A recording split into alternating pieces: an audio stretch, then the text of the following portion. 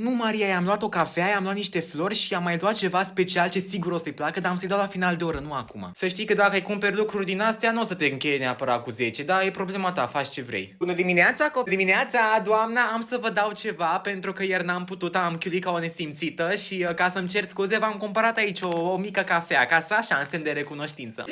Pentru mine nu pot să cred așa ceva. Mulțumesc frumos, Cătălina. Hai să te pup, te rog frumos. Chiar mulțumesc frumos.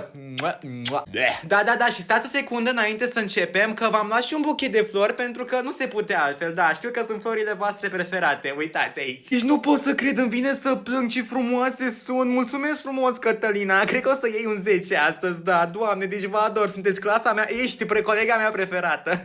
Da, mai e ceva? Da, este chiar aici. Stați o secundă să-l iau. Este pentru dumneavoastră, e ceva mai special așa. Wow, nu pot să cred, uite ce mișto arată. Mama mia, ce invenție